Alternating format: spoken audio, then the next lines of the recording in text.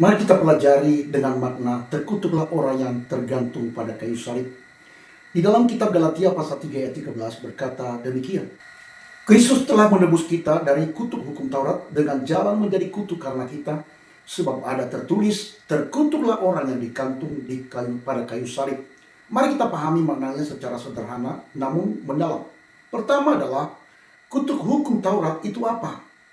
Hukum Taurat atau hukum Allah dalam perjanjian lama itu kudus dan benar. Tetapi masalahnya, tidak ada manusia yang sanggup menaatinya dengan sempurna. Akibatnya, siapapun yang melanggar hukum Taurat berada di bawah kutuk. Artinya hukum dosa, yaitu keterpisahan dari Allah, hukuman rohani, atau bahkan kematian kekal. Hal yang kedua adalah Kristus menebus kita. Kata menebus berarti membayar harga untuk membebaskan seseorang. Artinya, Yesus mengambil posisi kita yang seharusnya dihukum. Dia membayar harga dosa kita dengan nyawanya. Hal yang ketiga, menjadi kutuk karena kita. Ini bagian yang sangat dalam.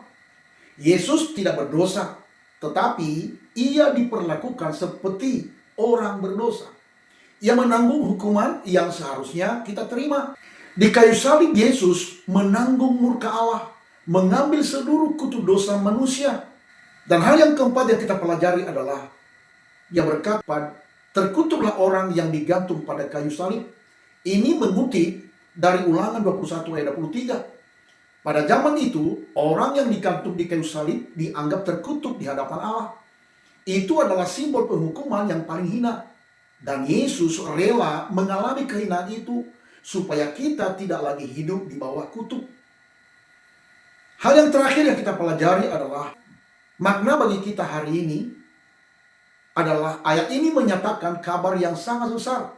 Kita tidak lagi hidup di bawah kutuk dosa. Kita tidak diselamatkan karena usaha menaati hukum. Keselamatan kita karena pengorbanan Yesus semata. Dengan kata lain, Yesus mengambil tempat kita supaya kita menerima hidup yang seharusnya miliknya. Jadi kesimpulan sederhana dari Galatia pasal 3 ayat 13 ini berarti bahwa Yesus menanggung kutuk dosa kita di kayu salib supaya kita dibebaskan dan menerima keselamatan. Saudaraku, jangan hidup dalam rasa bersalah terus-menerus. Percayalah bahwa pengorbanan Yesus sudah cukup. Hidup dalam syukur dan ketaatan bukan karena hukuman. Kiranya kasih karunia Tuhan menyertai kita sekalian. Maranatha, blessing.